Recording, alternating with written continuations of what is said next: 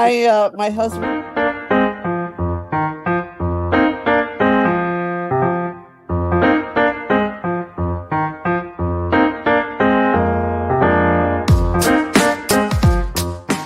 Hi, I'm Eric Sabri, your Wayne County Treasurer. If you're living in the home of a deceased family member and you're facing property tax foreclosure, the probate process can be helpful to you. If you file a probate petition and notify our office, the foreclosure proceedings will be halted during the probate process. Contact us at 313-224-5990 or email us at taxinfo@waynecounty.com. We're here to help.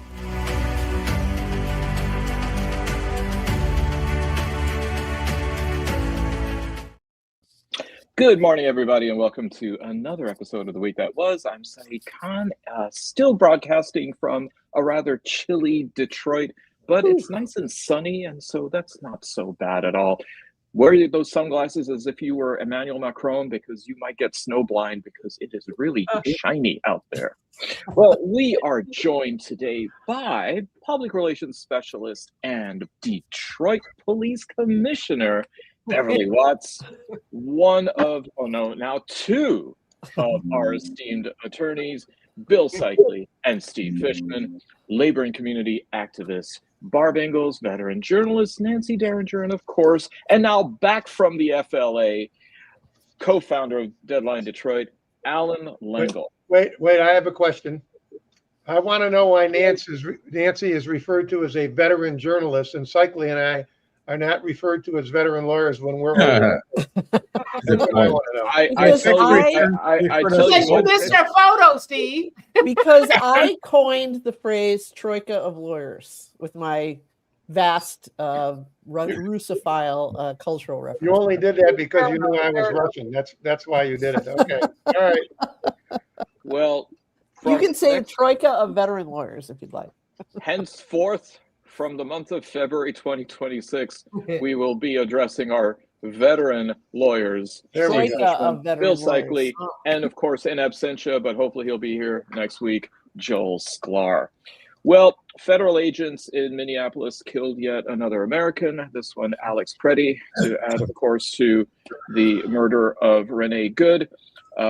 Minnesota Governor Tim Walz called up the National Guard, and apparently their community engagement included giving hot chocolate and donuts to protesters, which I am sure that by the time the hot chocolate left the cup, it was already frozen, given how cold Minnesota is.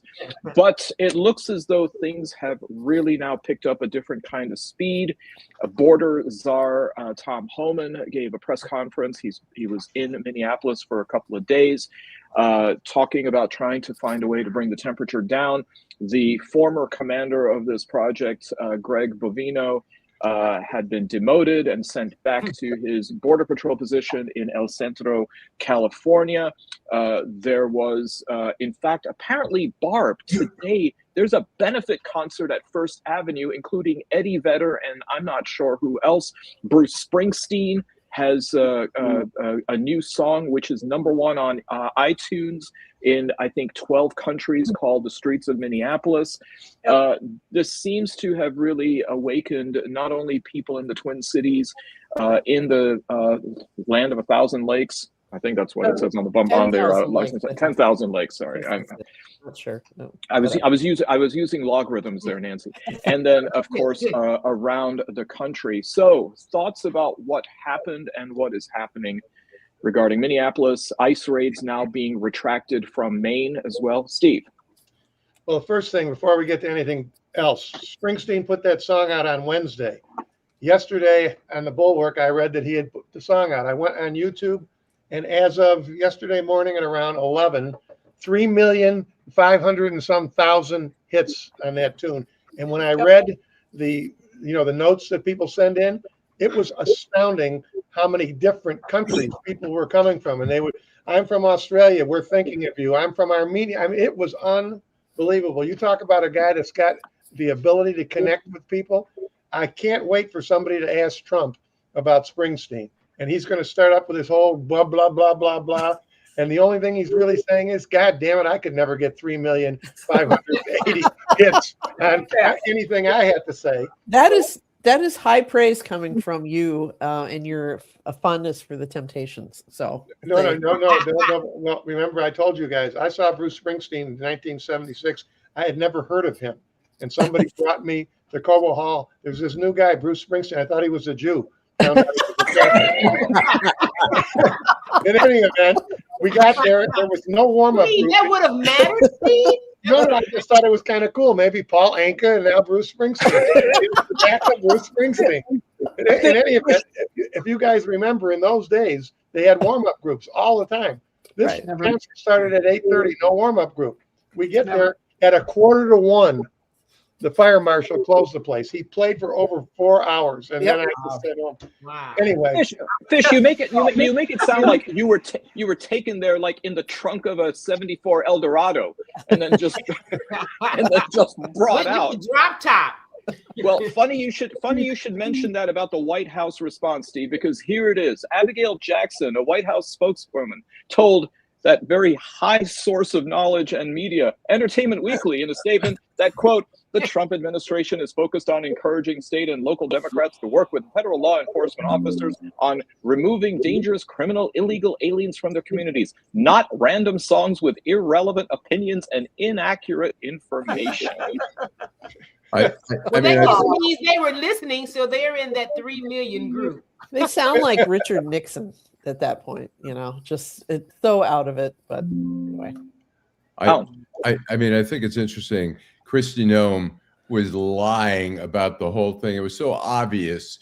It was such an embarrassment to the administration that she must have gotten reprimanded for it. And now she's like, well, it was so chaotic in the beginning. The stuff they were saying about the guy that they murdered was so outrageous, that he was a terrorist, that he was there to do mass damage and basically shoot all these agents. It's just, here's a reaction from the administration. Noem and Stephen Miller are liars. Any administration that allows them to continue in office is rotten to its core. Oh, wow. Samuel L. Schumer over here. You kiss your lobbyists with that mouth? Guess a video like that is one way to get our attention, but I think it might be even more effective if you just cut it off a little bit earlier. Kristi Noem and Stephen Miller are Okay, now I'm listening. I can't be the only person who sees Schumer looking like Kissinger. Yeah, he kind of does. Yeah. Okay. Never wait. Okay, Bill. I think what's important about this story, more than anything else, kind of relates to what you. There's been no consequence to anybody of note. Right. In any prior administration, certainly Noem would have been gone.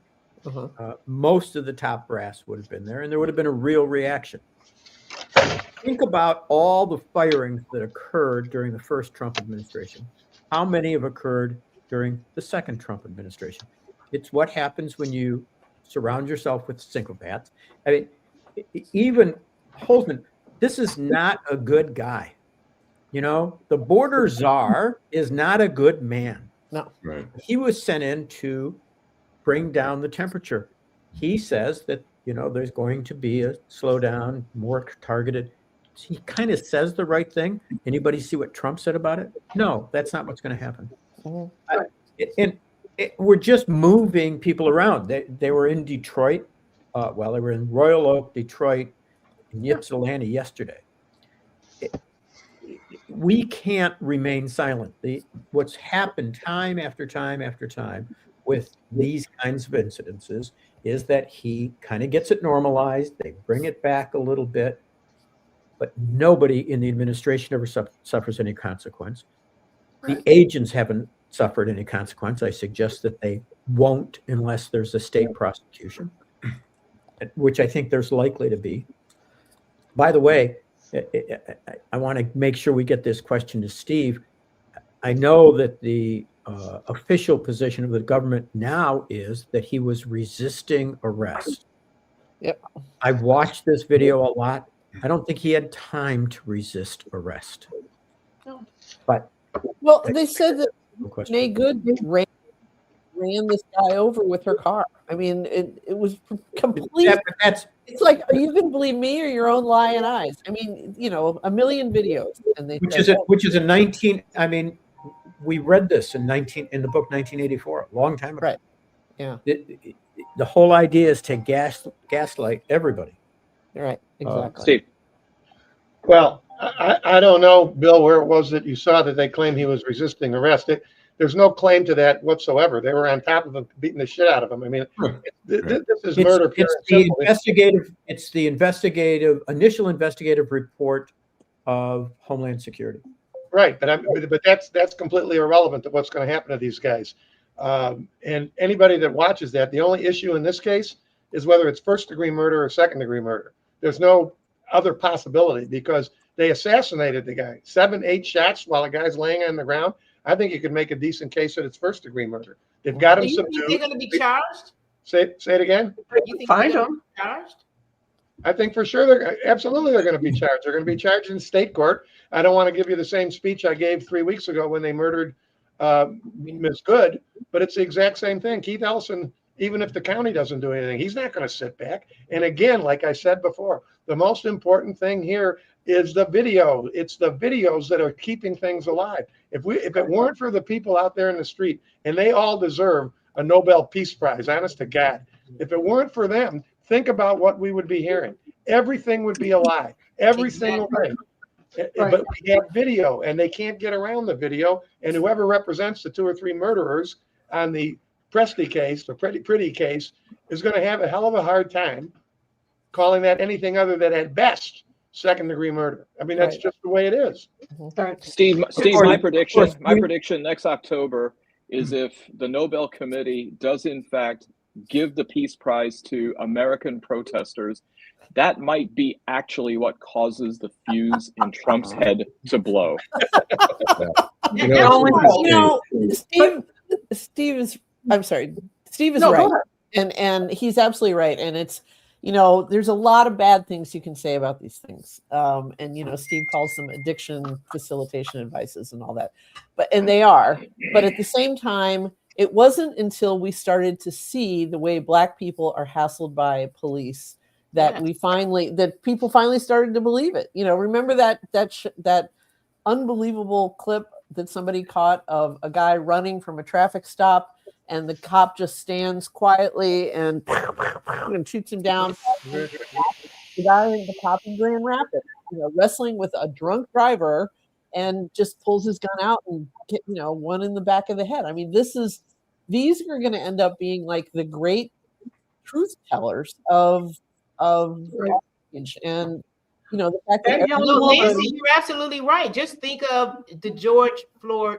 Yes, killing. The George Floyd thing. What would they have said there? Was not standing across the street with her phone, and if she didn't film that movement, we would have never known. If she tears pouring down her face, standing there getting it. That's a brave person. Well, one caveat though on the tears falling down the face there, Barb. AI. This White House manipulated an image of a person who was arrested, I believe, at the church protests in Minneapolis. What they doctored it with is that she looked like she was hysterical and that she was blubbering and everything like that.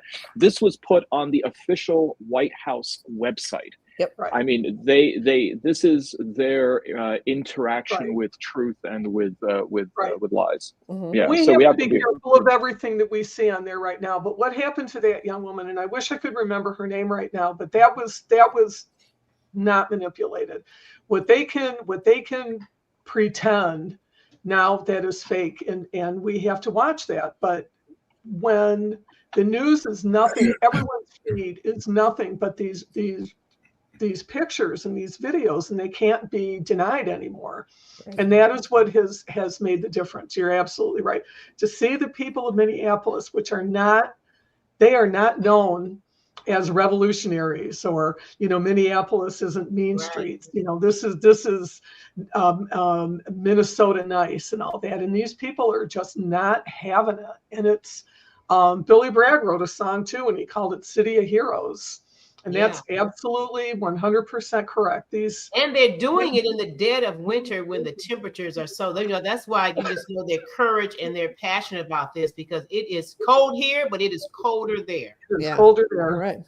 There's and they step these nitwits. Go ahead. I'm sorry. Ira Todd, who's a retired Detroit police investigator, says, I think it was a chain reaction from these untrained ICE officers. One guy's gun goes off, and they all start shooting, assuming the first shot came from him. And obviously that's a theory there. But that's the problem there, untrained. We do have a video, and really just trying to the whole administration trying to cast these people out there as some type of subversives that are being organized by who knows, by Iran or whatever. And here's a little clip. And his cronies claim the resistance to brutal ICE tactics in Minnesota must be orchestrated by some shadowy, nefarious group. I think, frankly, they're professional agitators. But just disrespect. And I'd like to find out, and we are going to find out, who's paying for it. But just disrespect. With their brand new signs and all the different things. Our Steve Harrigan, who's covered many wars, said that in his own observations, it feels incredibly organized. These people know each other. They know where to go. What do you know about this? That's right. And I can tell you what I observed when I was there. It's extremely organized. The signs they have are all matching. They're well written. And look at what's happening today. How did these people go out and get gas masks, these protesters? Would you know how to walk out on the street and buy a gas mask right now? All right, first of all, you can literally go on Amazon and buy a gas mask right now, which is great because I can go to Amazon to rent the new Melania documentary and also buy a gas mask when I watch it because I bet it's going to stink. Well, you know what?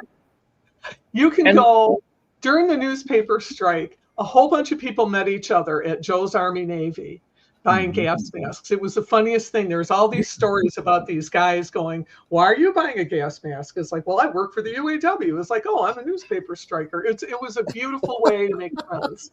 And I just want to add that I have demonstrated now, I believe, 3 times against Donald Trump, and I was not paid. I will do that for free. So there you go.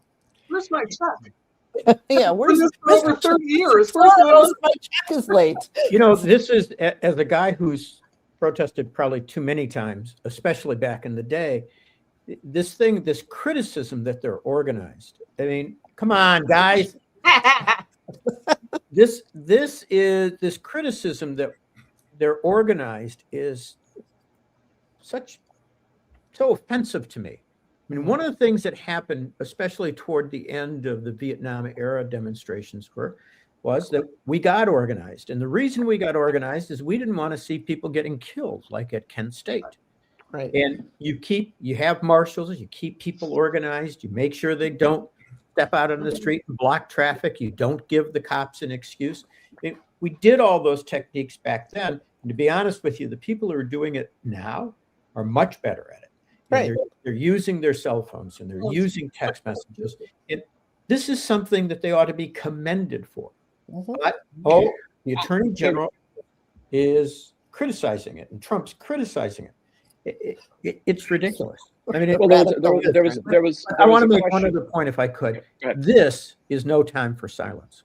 This is no time for people to sit back and think it's okay. There's a national strike on today. We've made a decision. We're not buying anything today. Canceled our dinner plans. We're not going to a restaurant. Whatever anybody can do, no matter how small, we all need to do it because they will normalize this. They will say, this was just this thing in Minneapolis. Don't worry. There's nothing to fear, while they're doing it next in Royal Oak or downriver or someplace else and some other states. Nobody's being fired. Miller's still in charge. He's still pushing this. He has not backed down one iota. Nope. And no one. I've got a question for Beverly, not to put you on the spot, but on our other show, we have a lot of Black viewers who say, this isn't our fight. We don't care, whatever. What's your read on that when you hear? I'm sure you've heard that. Yeah, I have not hearing people say it's not our fight because we realize we've been through this. We understand this.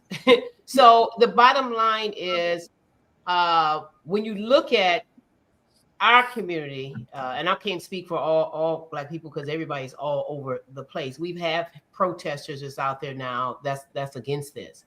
But at the same time, they're not saying, hey, we don't care about these individuals. Some of them that I've talked to, they go back to saying, we tried to scream, we tried to jump up and down, we tried to do everything to tell you guys, don't vote for this guy and to go and vote.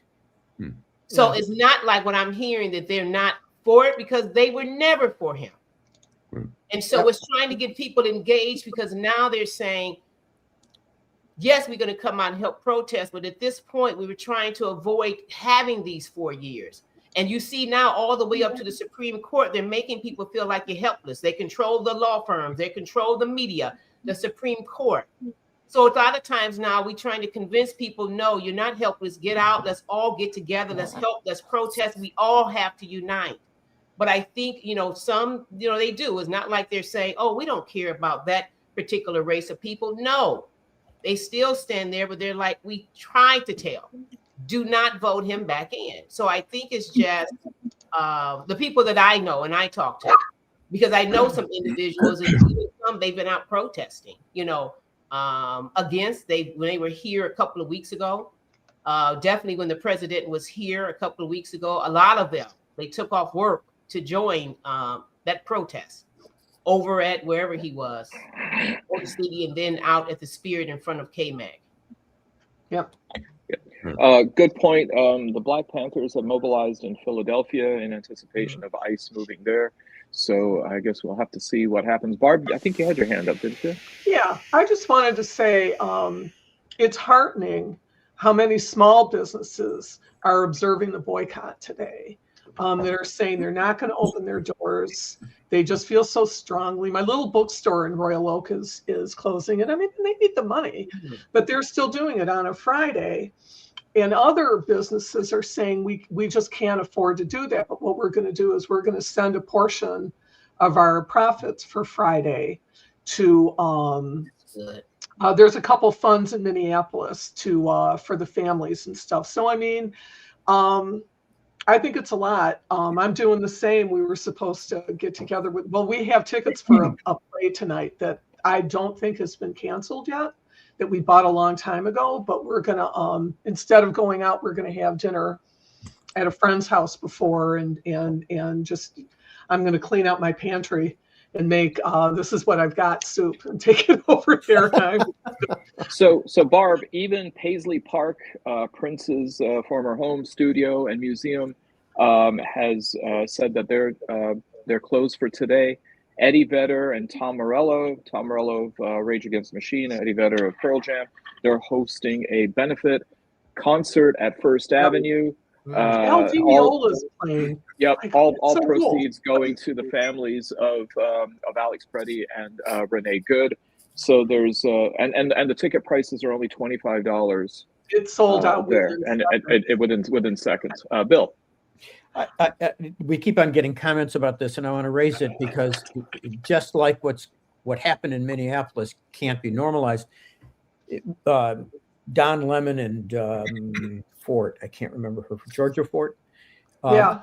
Independent journalists were arrested and charged with interfering with the church activity under a weird federal act. It is the KKK Prevention Act. I mean, that's the informal name, going back to 1871. But what is amazing to me is this: they sought a warrant from a judge who turned it down. Yep. They went to a different judge who turned it, or they appealed that. It rejected and turned down, and they ended up going before a grand jury. And Steve will tell you, because everybody knows it, you ought to be able to get a bologna sandwich indicted in front of a grand jury. And amazingly, it was the grand jury that resulted in the warrant. Clearly, I mean, there's videos all over the place in which he's saying, I'm here as a journalist, I'm not part of the protest. They say, no, he knew this was an organized plot. Well, he got a tip that something was going to happen, and he went. Geez, any of you journalists ever used a tip from somebody? You get called all the time in these organizations. They'll be like, hey, we're doing a demonstration at this time. We're having a rally, whatever, if you want to be there. I mean, there's nothing wrong with it. We're going to have a protest. I mean, the thing that drives me crazy, and I've used this analogy before, is when we talk about what's going on in fascism, it's like watching Wheel of Fortune, where there's only one letter left to guess what the clue is, and people still need that one last letter.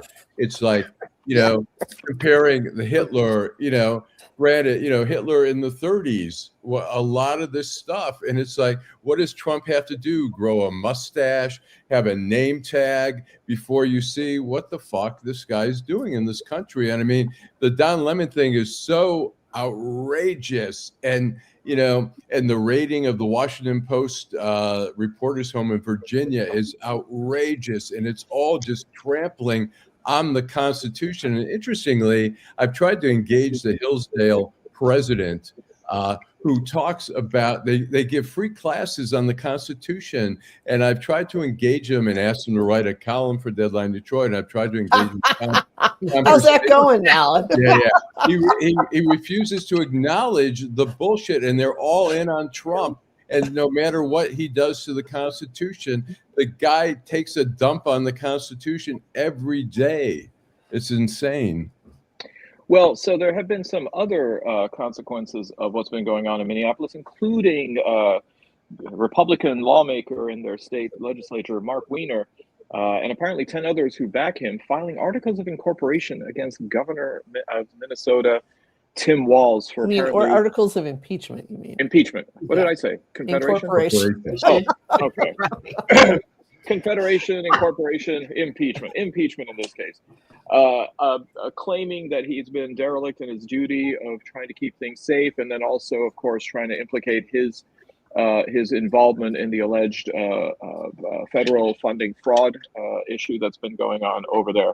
And then Congresswoman Ilhan Omar was addressing an audience, and a person stood up and sprayed her with a syringe, to which she didn't back up. She was going to punch his lights out, and luckily the 300-pound, I guess, the son of Big Chick, who was Prince's bodyguard, comes in and takes care of it. It turns out that Anthony Kazmierczak, who was the assaulter suspect, assailant, thank you, was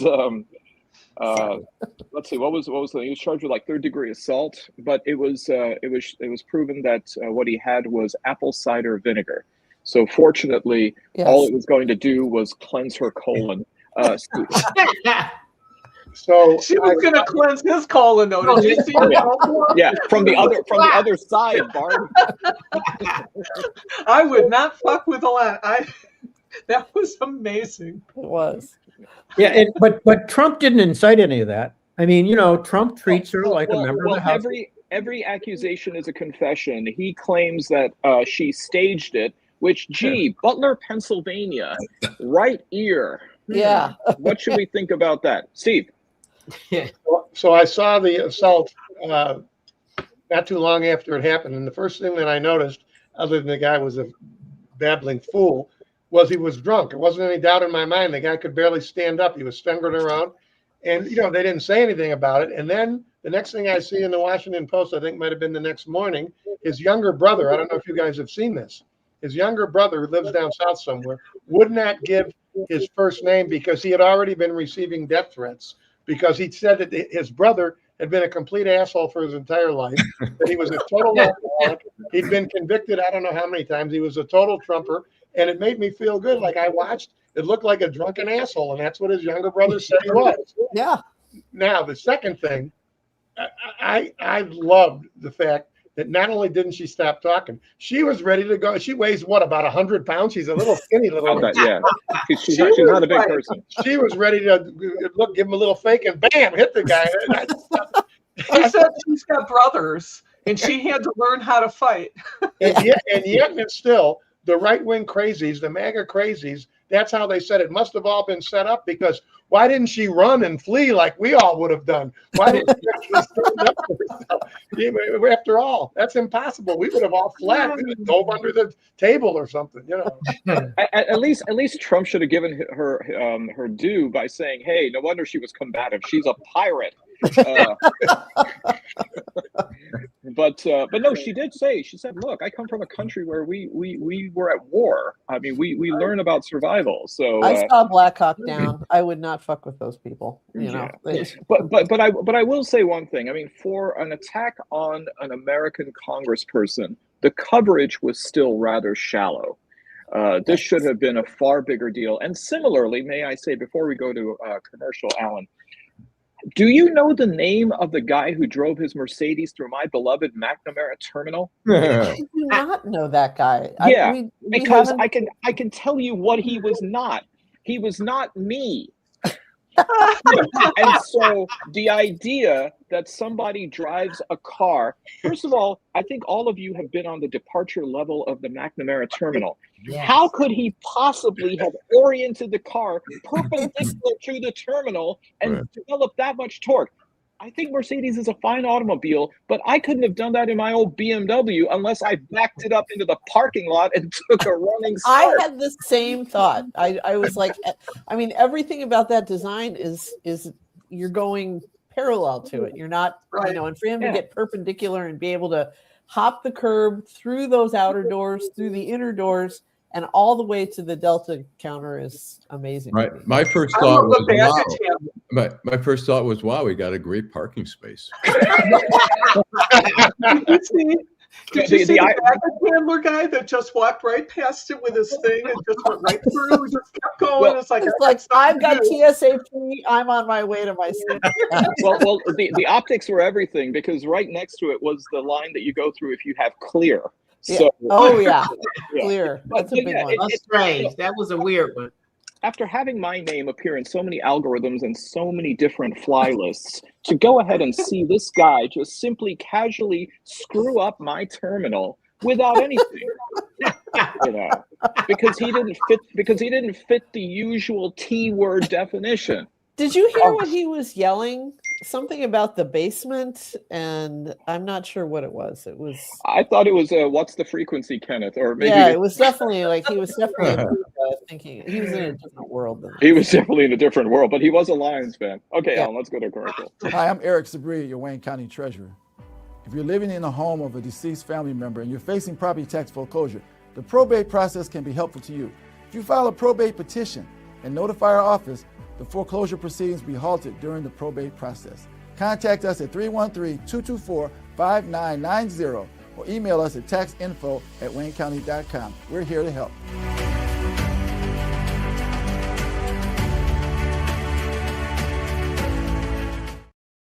Well, I think at the next G20 summit, wherever it's going to be in the world, all the other 19 leaders are going to gather around, put Trump in the middle, make him sit down, and they're probably all going to serenade him with the song, "We Are the World." Because if there's one thing that Trump has done, is he has literally united the world against the United States. Here we have Canadian Prime Minister Mark Carney signing a historic deal with China. We have the EU cobbling a trade deal that took 20 years with India. And we have the rather cuckolded Prime Minister of the UK, Keir Starmer, having traveled hat in hand to Beijing so that Xi Jinping wouldn't have had to leave the confines of his fine city in order to go and try to broker a deal there, which was in fact successful. Well, Trump, of course, gets rather angry. He doesn't like the fact that Keir Starmer made a deal to give the Chagos Islands to Mauritius near Diego Garcia, which Starmer then very pusillanimously then retracted that deal. But then he's also threatening 100% tariffs on Canada for signing the deal with China. And in fact, has now also implemented 50% tariffs, as well as wanting to decertify Canadian-made commercial jets, including Bombardiers. So, is this just another day in Crazy Town? The hoops that we have to hop through to go to a smoke-free casino. I mean, I wouldn't be surprised if going across the river nowadays just gets you a punch in the nose. We ought to have Mike Ratai in to talk about that, because he was very exercised about the pandemic when he was on the show last. But I mean, I've been doing quite a few trips to Windsor because I've gotten 2 implants, the periodontist, which I've saved like $3,500 by going. But a periodontist was telling me that a lot. I told him, I said, it's no problem coming through the border, and he says, a lot less Canadians are coming into the States right now because they're very, anti-state, and they're avoiding giving money and spending money here in Detroit and elsewhere. Airlines are actually cutting flights to the United States from Canada. So, Steve. I think, putting Canada aside for a second, the reaction in Europe, I think, is long overdue. I've read a number of columns in both the Post and the Times where the columnists are talking about the fact that they tried everything else. They fell victim to the same thing that we've fallen victim, not you and I, but people here in this country. They thought if they kissed the guy's butt and if they gave him what he wanted, that everything will be fine. They forgot about the playground. They forgot about the bullies. And now everybody recognizes exactly what they're dealing with and who they're dealing with. And they're recognizing, I think it's good in a sense, they're recognizing that they all need to hang together. You don't want to use that old phrase about hanging separately, but they can't count on us. And one of our viewers just put something up there that said that they don't trust Americans anymore. Why would they? Yeah. Why would anybody, if this country... Right. And just think of, they're already encouraging folks, different countries, not even to come over here to the World Cup. But if this country is capable, Bill has said this a number of times, if this country is capable of electing that guy twice and you live somewhere else, why would you possibly trust the United States of America to not do it again in 8 more years or something like that? Right. Well, Beverly, you are absolutely right. In fact, Oki Gottlich, the head of the German Federation of Football, is the one who's urging Germany to boycott the World Cup. I mean, here's a quadrennial event, and of course, it's very difficult to qualify, even for Germany. But despite the fact that they've done so, they're like, you know what? It's just not worth it to try to come here with the indignity. I know that the administration has said, we're not going to go ahead and arrest anybody at the Super Bowl with ICE, but still. You're going to believe that? Nobody believes that. But also, the State Department has suspended visa processing on 75 different countries, including many that have qualified for the World Cup. So, Bill. Yeah, I think what's critical to remember, I agree with what Steve said. I have a slightly different spin on it. The difference between the world's reaction to us during the first administration and this, the second nightmare, is that the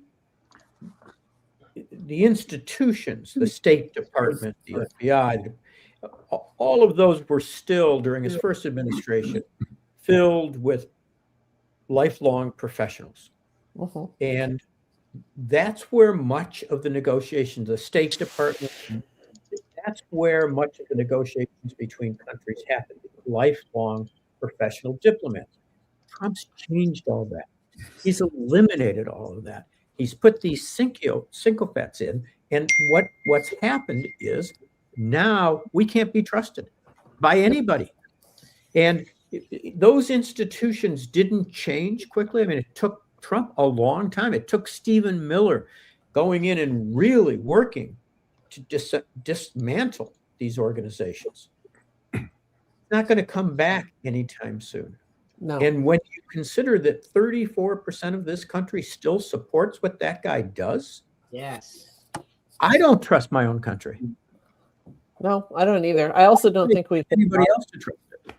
Yeah. But look at the level of lies. I mean, Trump goes ahead and throws all of NATO under the bus, claiming that they stayed off the front lines in Afghanistan, to the point where then even Prince Harry said, "Are you out of your mind?" To go ahead and say that. But also then you see this rather tepid response from Keir Starmer, the British Prime Minister, saying, "Well, that was not a very nice thing to say." I mean, these are the kinds of statements that would normally require or mandate recalling the ambassador, or at least summoning the American ambassador to get a good tongue wagging. at least for the optics. None of that is being done still. And for Cadet Bone Spurs to say that about, to imply that all of the NATO troops other than us were a bunch of chickens it's appalling at 1,000 different levels. But you're right. I mean, but apparently, Nancy, Mommy told him that he could have been quite a baseball player. Yeah, Mom said I was a great baseball player. That's what my mom used to say. Yeah, I have to say to Karen Winston, if they come for Allan, I'm going all Ilhan Omar on them. Don't worry, we will stand in front of you, Allan. All right. No way. We need that. Talking about galvanizing. Yes, we will. It's frightening. It's really, I mean, as Americans, period, but particularly as reporters and stuff like that, it's super frightening to see the protections just falling by the wayside. And right. In America, it's like, I'm not a journalist. It's the whole thing from the World War II about they came for the socialists. I wasn't a socialist, and right. America's got to speak up. It's right. Have you ever been nobody wants to come after lawyers. Nobody wants to be anywhere near us. Have you ever been to Paris Cemetery? That's why I don't call you veteran lawyers, so that people don't come after you. You're welcome. Right. No, have you ever been to Père Lachaise in Paris? Yes, I have. The big cemetery. There's a whole section of slain journalists. There's a whole there's and it's just so moving. The whole place just gets you over and over again. But I was there with friends and they took me there to that spot specifically, and it's this is not new, but this is happening now to us, and I think that might be the big difference. Did you find Jim Morrison's grave? Oh, I could smell the pot, but I feel the same way about the Doors as I do about the Grateful Dead. When I went there, I found two gendarmes standing there, and I used all the French I knew. I said, s'il vous plaît, où est Jim? I didn't know the word for grave. I just said, where's Jim? And they pointed. So Jim, you have to say Jim. Steve. I forgot what we were talking about now. Oh, sorry. I'm trying to picture as I was a freshman at the University of Michigan in the IM building when Jim Morrison and the Doors came there. The only hit they had then was Light My Fire. They were so high that they sang a bunch of other screwball tunes until everybody started telling them, fucking sing Light My Fire, goddammit. I don't remember what I put my hand up about. Man, you've seen amazing shows there, Steve. I mean, oh God. I know he sets the concert going. Okay. I was trying to learn. Saeed, I've got a couple quick little almost non sequiturs here, but they're very short. President Trump also promoted his economic policies yesterday and said, quote, I made a lot of people rich that I don't even like. And hey, I'm sure they're both very grateful. These Epstein files are like Melania's movie. No one's ever going to see them. And I do have, I don't know when you want to play it. I do have the trailer. You know what? Play it right now. Let's play it. It's entertaining. The last segment is, I think, hysterical. Here we go again.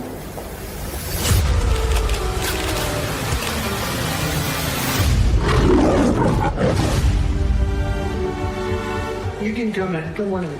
Our proudest legacy will be that of peacemaker. Peacemaker in the fire.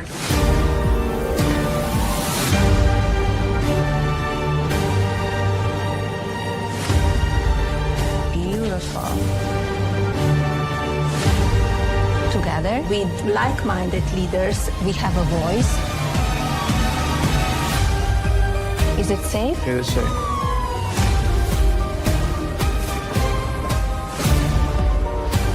Everyone wants to know. So here it is.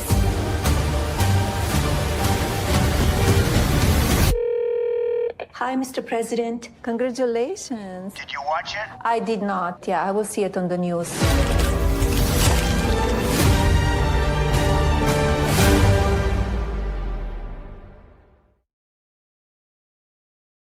I love that. Happy first. The one immigrant ICE can't find, right?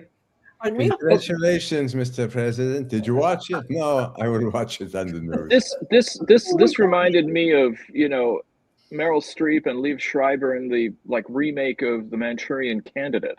I mean, the amount of shots of Barron out there with his questionable salute. So, in case you were wondering how ticket sales are going for this movie, not good. Apparently, at the Vue Cinema, VUE, that is in London, which is the largest cinema and usually the one beholden to such premieres, they sold one ticket. And I have a feeling it was probably Nigel Farage or some other kind of. I was just going to say, how nice that gentleman can masturbate in solitude, so. Because it's obviously like a foot fetishist movie. Did you notice how many shots there were of her shoes? Nancy, my dad told me that when we were living in London, the movie The Exorcist came out, and so he got a seat in the balcony. And apparently, in the balcony, there was him, and there was this other older man sitting about 4 rows away. And my dad got so freaked out by the movie that he said, "If that guy leaves, I'm leaving too." But I mean, I guess the one thing that Trump has going for him is there may be fewer people that see this than were at his first inauguration. So, if he's playing the numbers game, then that might be But Nancy, I think you'd mentioned earlier about the possibility or the probability or the likelihood of any mainstream media outlet providing a review of this. You said that they're probably all scared. And the Washington Post, of course, has bankrolled this movie, Bezos, for $40 million. So 75. 75. All right. So do I take it that on this non-Super Bowl weekend, none of you are going to go see it? I have a friend who lives in Lansing, and we have gone to we kind of love bad movie dates. It started with Top Gun. It went on from there. And I would love to see him, but I don't think it's going to happen unless we go later. But I think you have to ask yourself, how can you go to see this film without buying a ticket? And of course, most multiplexes, you just buy a ticket for something else. They tear it, you go back into whatever wing your theater is in, and then you can walk into it. But I think that's the play here. But I'm just looking at Roger Ebert's site, which generally gets stuff immediately, and they have not posted a review yet, which tells me that they have to wait until it opens here. I looked at I'm befuddled, Nancy. If I didn't have to pay for it, I wouldn't want to see it. Of course. There's a Craigslist ad for Boston that they, if you want to go see it, they will give you $50 a ticket for a piece and the tickets to go see the movie. And the only caveat is you have to sit through the whole thing. Barb, where's the 34% who supports the president? Where are they? They should know. I have seen that Boston story, and I think it's just a. Oh, don't break my heart, Nancy. I know. But if they really wanted seat fillers, they would not have announced the movie. They would have just said sneak preview.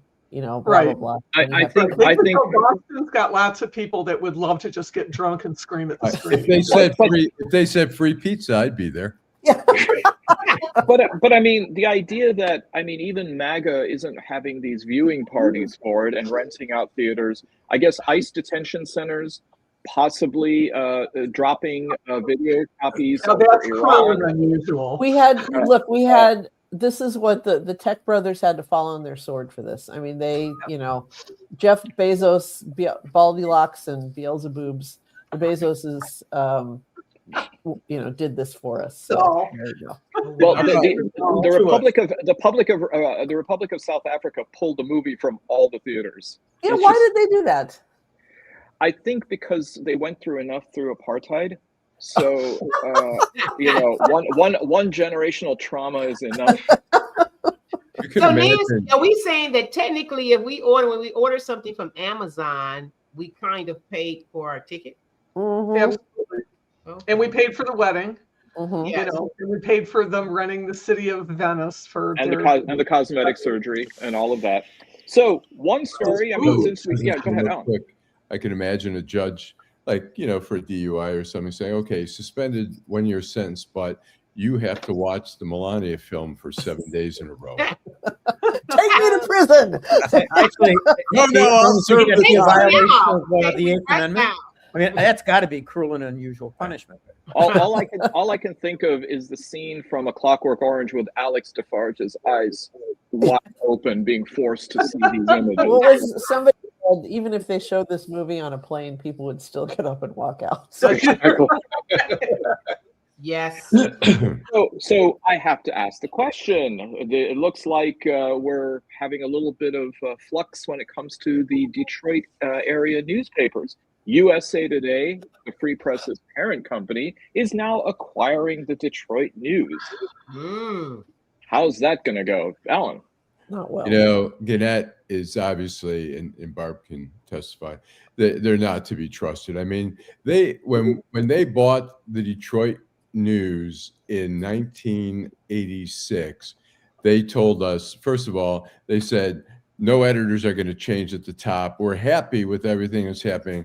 All the editors lopped off. They said, no JOA. Short. That was their whole plan from the beginning. So now here they're saying, oh, we want to just, prop up good journalism and everything's going to be good and we're going to promote stuff. It's all bullshit. They've got a game plan. They may, a few months or maybe even a year. I doubt they'll wait that long. But there's going to be some serious changes, and ultimately one of the papers is going to disappear. The lying is so blatant and obvious, and I just, why do they even bother? Why don't they just say we're buying it because unwinding the JOA and setting up a new competitor is something we don't want to do, and so we're going to buy this paper, and the future will be determined at that time. I mean, that would at least be the truth, but they won't. I can't even imagine them paying another printing plant to print what's left of the news too. I mean, it's just. I know. I agree with you. The great newspaper war that Nolan Finley told us was back on lasted 3 weeks. Right. So. Yes, we're going to have the old. They're going to start publishing Sunday paper, an independent Sunday paper. That's bullshit. And some people, I think I was listening on public radio. Are they going to still go through with that? Of course, they're not going to go through with that. No. It's like. They're not about good journalism. They're about profits. And they saw competition coming and they thought, shit, we don't want to deal with competition. The news also owned the same company, Media Corp or whatever, owns the Oakland Press and Macomb Daily. And they saw that potentially as a threat that they could. Media News Corp. Yeah, that was the whole idea, that the news was going to have they're going to have their suburban presence represented by the Macomb and Oakland, and they might have been able to put up a fight, but who knows? What drives me craziest though, and I hope somebody is paying attention to this among our 56 viewers, is these people who say, I don't read newspapers, I get all my news online. It's like, where do you think the online news comes from, dumbass? I mean, it's gathered by newspaper journalists who then put it online. Well, and that's true for half of it, Nancy. The other half's just made up. Well, there's that. Or it's just opinion. It's somebody's take. You say, well, who do you trust to give you your news? Oh, I like that. I like Jon Stewart. It's like, well, Jon Stewart's not giving you news. He's an entertainer. But he's a comedian. Remember, it's millions of influencers out here. I want to correct Nancy. A lot of those online reporters, left the mainstream papers because they weren't allowed to do their thing, though. Too. Right. And a lot of them that's the other part. But no, you're right. What were you saying, Alan? I want to correct Nancy that we currently have 56 viewers who some are coming and going currently, but it's also on all these multi-platforms, 3 Facebook pages, 2 YouTube pages, LinkedIn, X, and so ultimately we get anywhere 300 to occasionally 1,500 viewers. So. My sisters are watching. An agent? Yes. Which, by the way, I think is still more than are going to see Melania. And I'll tell you where they're also not going to be seeing Melania, and that is Australia, because the news is just in that screenings of her documentary have vanished. Distributors say that the delay was a communication error, not censorship, ahead of the streaming release. But the fact that down under, no one wants to go to see this, even though it is summertime and it is so hot. By the way, shout out to that kangaroo that jumped out into the middle of the Tour Down Under cycling race and took out 2 bikers. But one of the bikers he took out got back up and won the race. There you go. There you go. Alan, let's go to the last segment there, Alan. Okay, hold on here. I'm sorry. Downtown Detroit, Robert Wells, Schmuck of the Week. Fish, given the fact that you've kind of shamed all of us in your concert attendance list there, you go first, man. Well, unfortunately, everybody's been talking about it, but my Schmuck of the Week is Melania Trump, who is also known as, according to Jimmy Kimmel, a European cyborg. That's what Kimmel called her.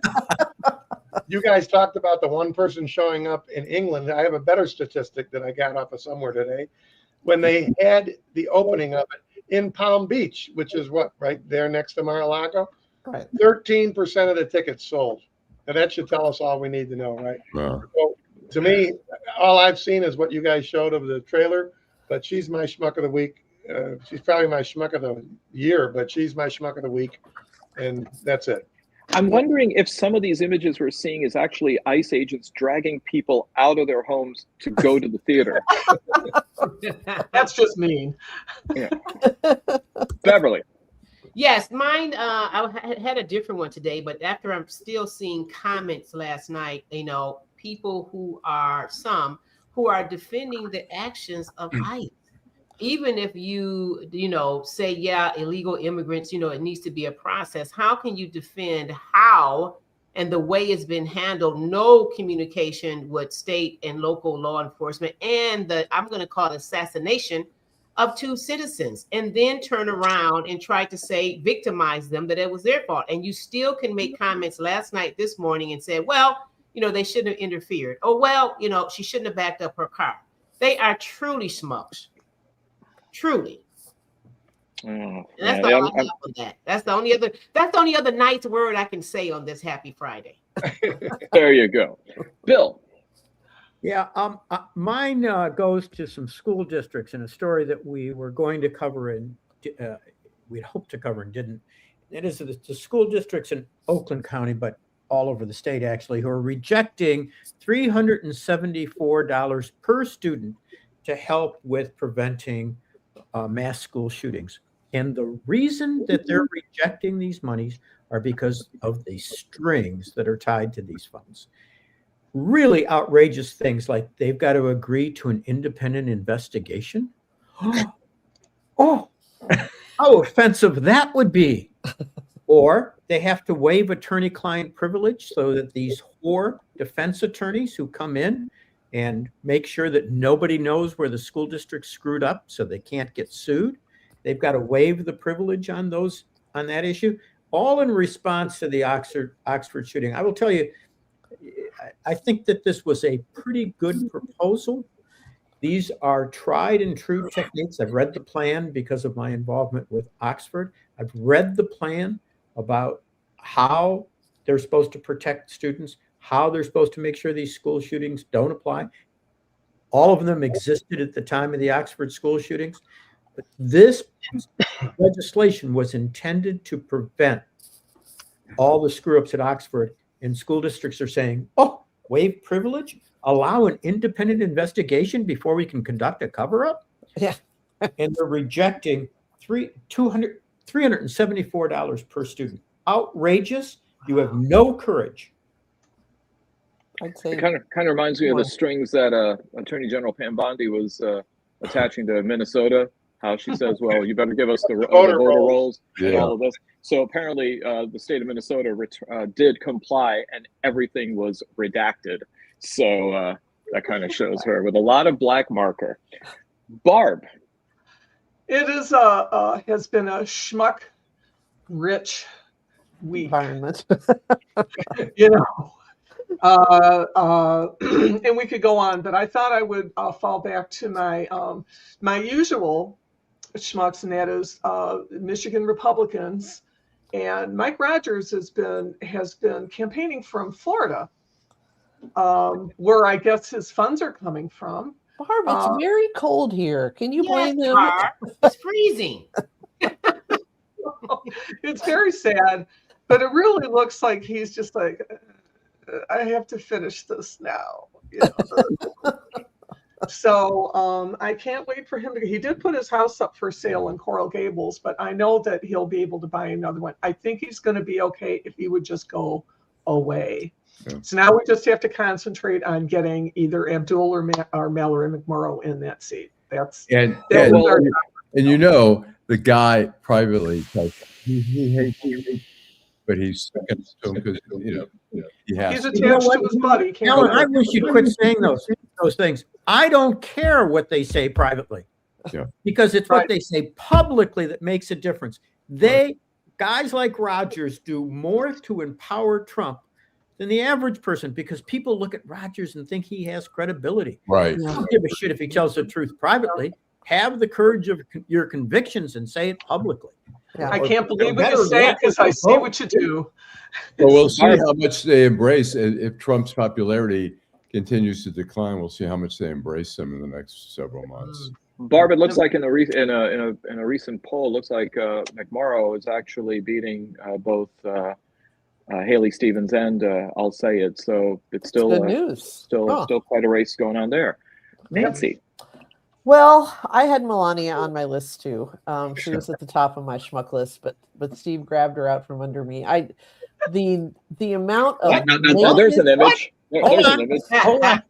There's the amount of naked corruption in this administration. It just still, I'm just flabbergasted by it. And the idea that this woman, I believe she's personally going to pocket something like $28 million from this ridiculous, exercise in flushing cash down the drain. But never mind her. So I'm going to go with my stand-in schmuck, my co-schmuck. And that would be Caitlin Buss, who is Nolan Finley's second in command on the editorial page of the Detroit News, who wrote a column yesterday proclaiming her fondness for raw milk, which she apparently drives a considerable distance to buy every week and feeds to her own children. And once again, it's this whole Maha idea of what was wrong with pasteurized milk, other than the fact that people didn't get sick from it, from certain extremely predictable and relatively common bacterial infections. But she's raw milk all the way, and somebody read that and said, we're gonna do the same thing, and I don't get it, but who knows? All right, Alan. Wow. I'm going to go with Pam Bondi for a multitude of reasons, but also apparently I heard this morning that she was the one personally authorized the arrest of Don Lemon, which is just outrageous. And then I'm just going to go with Larry Arnn, the president of Hillsdale College, who is just continually promoting Trump and the Constitution, which they don't go together, and it's so shameful. I mean, they're so intellectually dishonest for the president of a college to be promoting the Constitution at the same time promoting Trump, who's violating the Constitution. And just the Don Lemon thing is outrageous. The raid again, in Virginia, the Washington Post reporter is outrageous. So I don't know if he's going to write for you now, Alan. He sends out letters. I get the imprimis or whatever it's called, the newsletter, and they're always talking about the Constitution and here's free class. They don't care. They don't give a shit. They're like all these mad people. It's like the president can wipe his ass with it, but they're fine as long as they come on top. As long as he does it on Fifth Avenue. So yeah. Exactly. All right. Well, I got that was a Constitution right there. Okay. Everyone should have one. So I have it on my phone too. My first schmuck is Minnesota native Mark Anderson, all of 36 years old, who decided to travel to Brooklyn, New York, and to try to spring accused murder suspect Luigi Mangione, who is alleged to have killed United Healthcare CEO Brian Thompson. So he approaches the intake area on Wednesday night at the Metropolitan Detention Center, armed with a pizza cutter and a barbecue fork as a way to try to get him out. You use what you got, Saeed. And he said he was from the FBI, and they said, "Do you have any ID?" And he showed him his driver's license. His actual driver's license. And it wasn't even enhanced. By the way, speaking of, and this is in all seriousness, I think with all of the fear of ICE raids and stops of people, particularly of color, if I can make a recommendation, it's not going to break your bank. It's actually very, very easy to do. Go to the Michigan Secretary of State's office and get yourself your enhanced driver's license. It is good enough to allow you to cross to Canada, to Mexico over land, and to go to the Caribbean by sea. In lieu of having to carry around a passport, it is pretty easy proof of U.S. citizenship. I think we have literally come down to that yours truly has to make a PSA. Anyways, my other schmuck related to this is Janet Correa, who previously went viral after singing the pro-Trump Vote Trump anthem at a MAGA rally, which I believe goes, vote Trump, Uber alles. But anyway. Wow. She's now speaking out in anguish after, you guessed it, her husband was detained by ICE in Miami, Florida. According to immigration attorneys familiar with the case, he's been placed not under detention, but under expedited removal, a fast-track deportation process that allows little time for legal appeals. So, way to belt it out and way to get that immunity that you wanted, Janet Correa. You and Mark Anderson. Well, now that hubby is on his way out of the country, I think you should maybe hook up with Mark Anderson and see how that goes. Anyway, Steve. One other thing before we leave, I just checked again. The Springsteen tune now has 4,260,000 plus hits and 31,266 comments from all over the world. There you go. Wow. Buy it tomorrow, not today. It is number one on iTunes in over a dozen countries. Oh, really? So, yep. The boss. So, anyway. Well, thank you all for yet another awesome episode of The Week That Was. Thank you, Beverly Watts. Thank you, Bill Seikaly. Thank you, Steve Fishman. Thank you, Barb Ingalls. Thank you, Nancy Derringer. And, of course, thank you, and the last word always, Allan Lengel. Drive home safely. Welcome back from the FLA, Allan. You all go out and have a great weekend. Stay warm and stay safe. Take care.